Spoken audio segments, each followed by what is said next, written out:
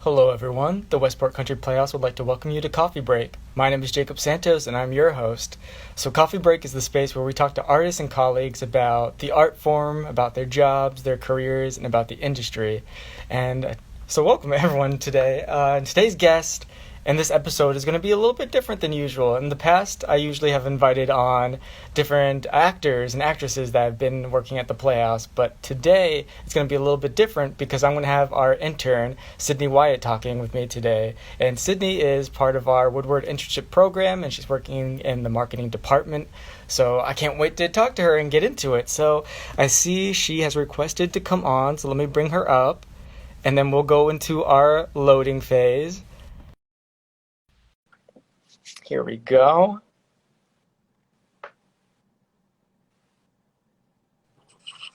Hello. Hello. Hey. How are you doing? I'm doing good. I'm doing good. That's such a nerve-wracking thing to do, to add someone on, because all it says is loading and loading and loading. Mhm. And I always have this deep fear that like it's never going to go through. I know I'm so scared of technical difficulties.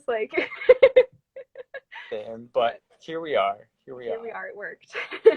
Yeah, it's so interesting because we both work for the same organization, but we haven't really officially met or been able to work together. So, I know. hello. It's such a bummer. If we had been together in person, we could be chatting across an actual table having coffee. But Mhm. I guess virtual is the best that we can do in this time. But yeah. Yeah. And where are you located at the moment? I'm in Southbury, Connecticut, so I am local-ish. Mm, okay, okay. And how has quarantine been so far for you? It's been weirdly productive.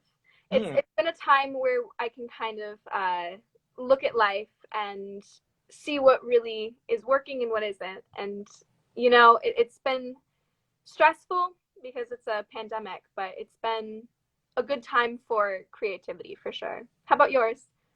definitely, I would say like it's of course, like you said, it's scary and stressful because it's a pandemic, but also like everyone's life kind of got put on pause.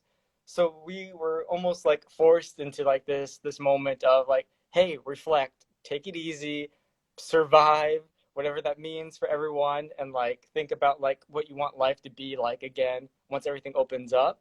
And like you said, that kind of is a great intersection where like creativity can happen Yeah, and exactly.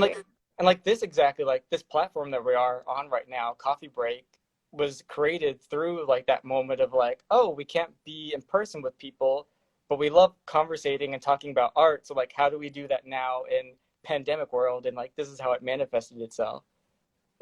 Exactly. And it's something very special, I think, Mm-hmm. that we get to do this. Awesome. So Yeah. Sydney, I like to ask all of my guests like, when did you first get into theater and what has been your journey with theater? Okay, yes, this is an exciting one. So I was always a singer. My parents tell me the story of when I was like a toddler, and I got up at a a table at a restaurant and started singing all my nursery rhymes.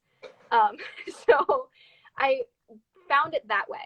I was in chorus in middle school, and my teacher took a trimester off so that he could music direct a musical, and that was the first theatrical production I was ever in.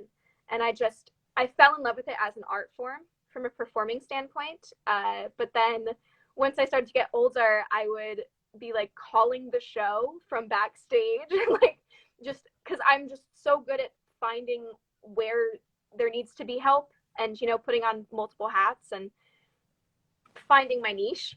Uh, Mm. so yeah, once I was out of high school, I was like, yes, this theater thing, this is what I'm doing forever. So How about and you? then yeah, yeah, it's interesting because the first like theatrical experience I had was in elementary school during our talent show, and it was the year that High School Musical came out. So like every single act was like a number from High School Musical, and I was in like three of them. That's incredible. So that was like my first experience like being on stage. But then I wasn't on stage again until my senior year of high school when I joined my theater club.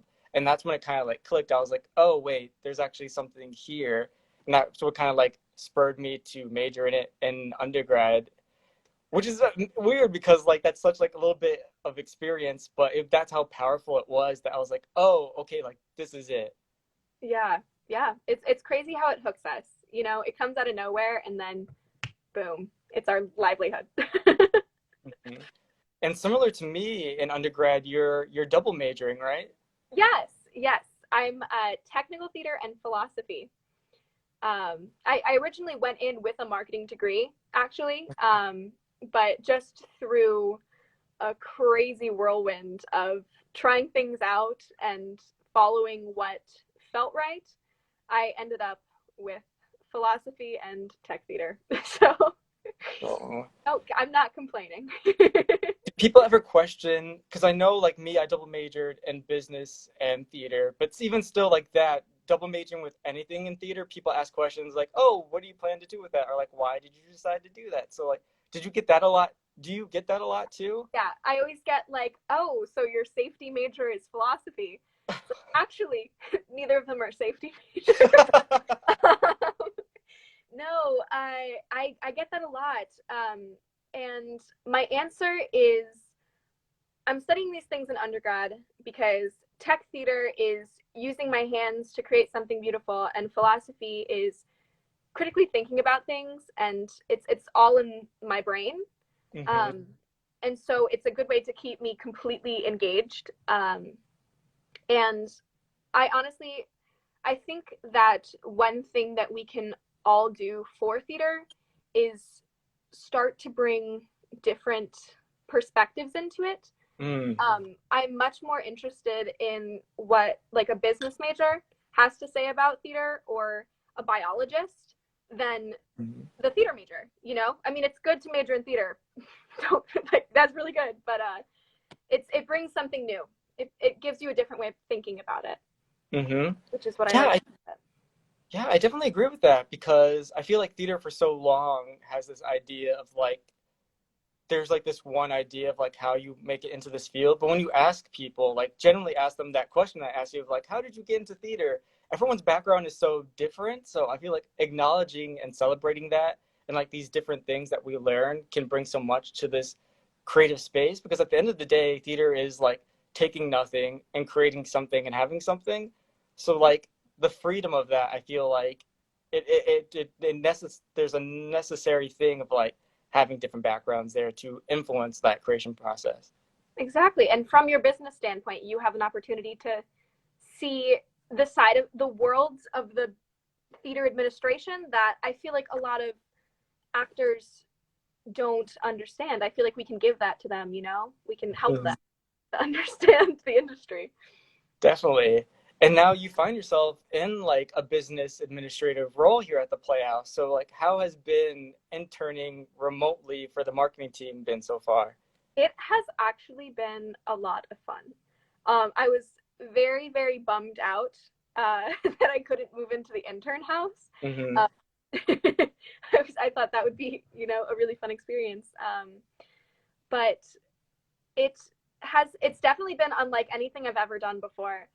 But part of it's a blessing because getting work done completely alone in your room is a lot easier because I am a very social person. Mm-hmm. um, Also, like I have meetings every day with the marketing department, and we have our intern seminars every Monday. And because of the pandemic, we have access to people that we might have not had access to normally, which is really, really interesting. And every Thursday, we actually have like an hour-long Zoom call that's just our intern lunch meetings. So we just hang out. They're optional, and it's just fun. They've really done a good job of keeping that aspect of community and network building, even though we are all remote. It's been Mm-hmm. it's been very nice. Yeah. What was it like for you to go remote after being in person for so long? Oh my goodness. I remember when I went remote, it was literally so quickly and out of nowhere. So I came into the office and David Dreyfus, who's our production manager, he was like, Jacob, just go home. just we're just work from home. Like we don't want to take any chances because the Playhouse was like one of the first places that was like we're gonna take this seriously. Everyone go work from home. So like we told everyone to work from home before like even the guidelines said for people to. So like it was really interesting because I had never done that before, work from home like that. But then I realized like, oh, yeah, a lot of this work can be done from home. But also like it's very weird because we produce live theater, so like the main thing that we do weren't able to do. So like it's this really interesting thing I feel like for all theater people where we're like, how do we still have the fire and the drive to do what we love, but like now in this digital sphere. So I think I'm still like figuring it out. Yeah. Yeah.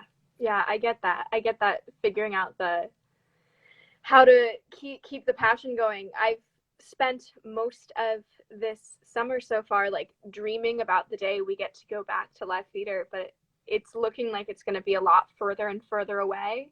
Hmm. So it you can get sad about it, but it's also inspiring because it's like, okay, something completely new is going to come out of this. We just have to wait. We just have to see what it is. We have to work towards it, you know? Exactly. Yeah. And in the meantime, we're here on social media, which brings up the question is like, what do you find? Because I find social media to be so exciting, and like now doing like art through the space has been actually really fulfilling. So, like, what are your thoughts on like social media and how that can intersect with theater or even just like marketing in general? Yeah, I mean, I am a social media gal. um, I feel like our generation, like it's the second arm, you know. Uh, my phone's always in my hands, and I am good about disconnecting and like remaining spiritually, like um, but I what I find exciting about social media is how easy it is to connect with people. Mhm. Um, and I think that's that's one of its guiding principles. Like the idea that I could have in my hand a connection to a theater maker in California in like seconds, and you can connect with any number of people and slide into their DMs and during this crazy time online, like actually collaborate with them on something is so special to me. And I think that's one exciting thing that we're going to be able to take from this time is that we're going to be able to take these connections we've made with these people who are now all sitting around on their phones Mhm. and actually like use them to build something really exciting. Um, Mhm. but yeah, no, I find that very exciting, and I also am just really exhilarated by the idea that you can post something and hundreds or thousands of people can see it like instantaneously. Mhm. While that's terrifying, it's also really exciting. I see, especially like performers right now, like posting these videos that they're making at home, and so many more people than a theater full of people are going to see that performance now. So it's yeah, that's. What about you? What is the most exciting part for you? Yeah, so the thing I love about social media is that like there's been this new language that's been created that people understand, and I relate to it so much because like I'm obsessed with pop culture. So a Mhm. lot of the times in the way that I communicate with people is like referencing pop culture, and I feel like that's what meme culture and GIF culture is, and that's a lot of like what happens on Twitter and social media in general. So I'm just like, oh, these are my people and they're speaking the same language that like I've been speaking. And I feel like it's such a valid way to communicate because like these images that we post as memes or gifs, they communicate so much of what we want to say that we don't know how to say in like full sentences. So we're just like, here's this image and like now you understand what like I'm feeling, which I feel is like so interesting and powerful and like that gets me excited of like how to continue to use that language in like open spaces and like legitimize it. So that's like part of what I love about social media. And also just like during this time, people who inside our generation or outside our generation, whether they didn't like social media or not, this moment in the world kind of like forced some people to check out what social media was all about because like if you wanted to see your loved ones, you had to go on video chat or you had to message them or text them. or like share pictures with them over Instagram. So like it's a really interesting time where like social media has a captured audience right now, and I feel like that's just like further legitimizing like the language of social media. Yeah, exactly. Do you ever find yourself in like a real life conversation referencing a meme or like pulling it up on your phone and saying like this is exactly how I feel right now? Oh my gosh, I wish you could have met some more of our staff members here in person because I feel like that was so much of how we interacted with each other. Like I was dropping SpongeBob references left and right to the point where like some of my coworkers, a day that I wasn't here, when I came back, they had posted cutouts of Mr. Krabs everywhere around my cubicle just because I would mention SpongeBob so much. That's so funny. Yeah, but yeah, definitely in real life, I just reference so much stuff. Yeah. Yeah, me too. So I know, Sydney, that you have an interest in new works and new theater. So can you tell me like some ways that you've been able to pursue that interest? Yeah. So my interest started because I was uh when I was a performer, I actually was like told by a mentor straight out like your body isn't fit for Broadway. Um so that was the first moment that I realized Broadway isn't like theater in general isn't for everyone. Um Mm-hmm. and I started to see it more and more, and I heard a really wise person say, if you don't see a role for you, then just keep waiting. And the thing about me is, I am not very patient.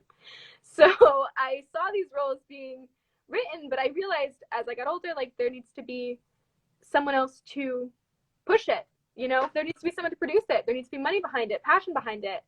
And so so far, um, when I was an actress, the way that I was uh, kind of holding true to that mission was just bravely showing up as myself and sneaking my way into roles I had no right being in, and kind of showing the audience, like, hey, if you look like me, this is okay. I couldn't Mm-hmm. imagine what it would be like for a young artist of color, or, you know, people who are way less represented than, you know, chunky women or queer women. Um, so I've founded a theater company with my dear friend Emmy. It's called Citrus Stage Theater Collaborative because citrus is like fresh. So we thought like Yes. for New York, that's really appropriate. Um, and I'm writing my own theater, as well as purposefully seeking out unproduced works that are written by women and queer people and BIPOC, and just really truly trying to get stories that aren't being told some kind of traction. Right now we can't produce anything, which is really, it's hard.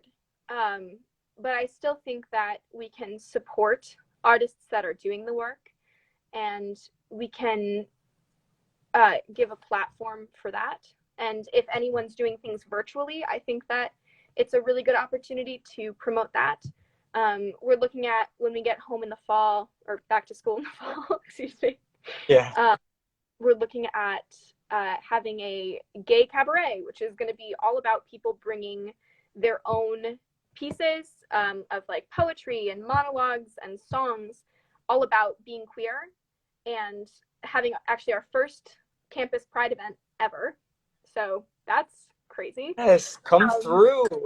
yeah, yeah. But I haven't been able to do enough yet. But overall, I really, I look to the future, and the second I graduate from college, like what I'm going to be able to do with these unproduced works that are going to come out of this period of us all being stuck at home. Oh,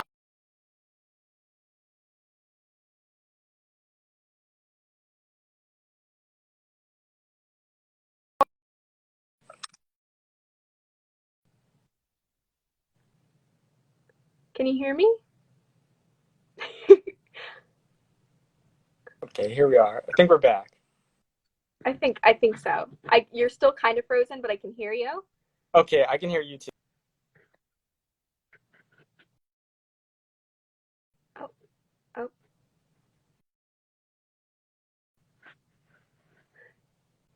I think I can. Can you hear me? We made it Yeah. 19 minutes. We made it 19 This minutes is over. before technical. We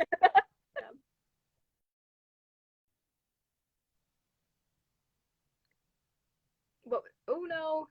I can see it. we're sort Okay. of back. Wow. Awesome. Iconic. Love it. Okay. Look, So I have but a community question for you. okay. So Angie Palacio wants to know, and this kind of goes on what we were talking about, like what are the kind of stories that you want to see come out of these new works that you want to work on or for your company? Um, right now, I mean, I'm writing works about being a queer woman because I don't see a lot of that.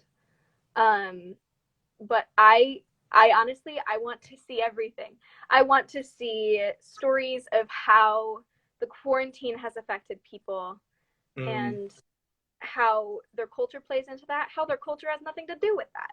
You know, mm, I was reading a new play called Room Enough. I cannot remember the playwright for the life of me, and I feel so awful about it.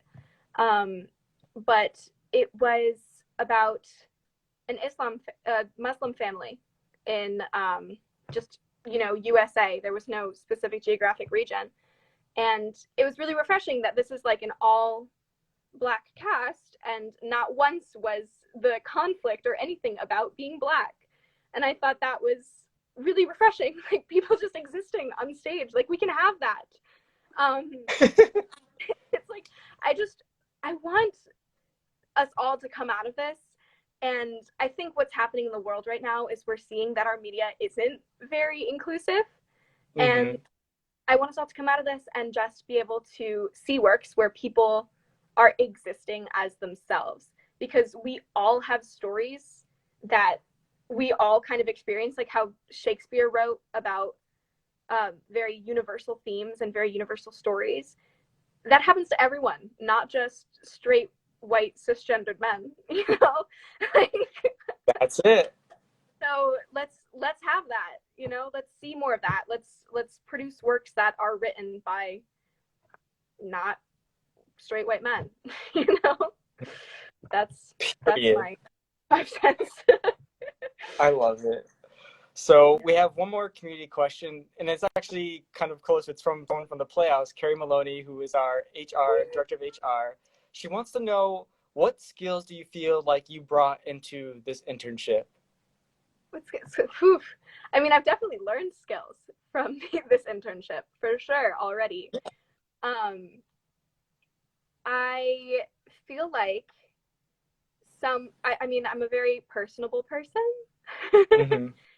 if that's for sure a skill. I feel like just what I've cultivated in the month or so that I've been with the Playhouse is um, kind of a better awareness of what's going on around us as an industry. I think Mm, for a lot of my life, I mean, professionalism too. I see a lot of professional behavior in Westport, obviously, because of them. But I feel like I've gone so long having these fresh ideas and wanting to implement them. Um, I've always been someone who likes to fight against the grain, but it's been really cool to see how uh, to fight with the grain, to see like to look at what everyone else is doing and to do important work and have that be in the same. I wish I had the words, you know. mm-hmm. I don't have the words, but to be doing what needs to be done while still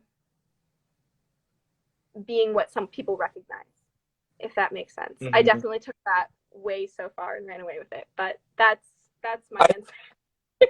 it was great. I love it. So before the lag comes back, I want to ask you one more before I let you go. So, Okay. is there anything you've been consuming during quarantine time, whether it's a movie, TV show, a book, a play, a podcast that you would like to recommend to everyone?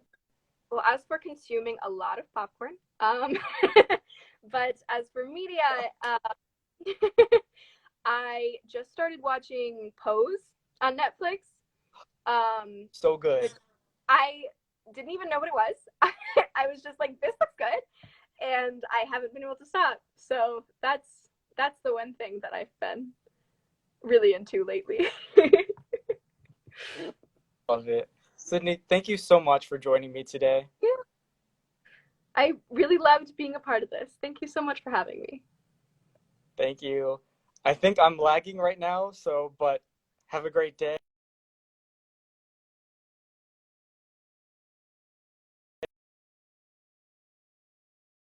Oh, technical difficulties again. Okay. All right.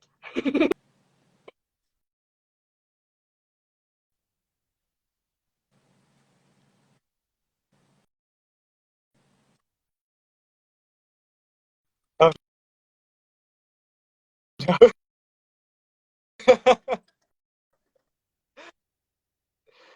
I think we froze right when.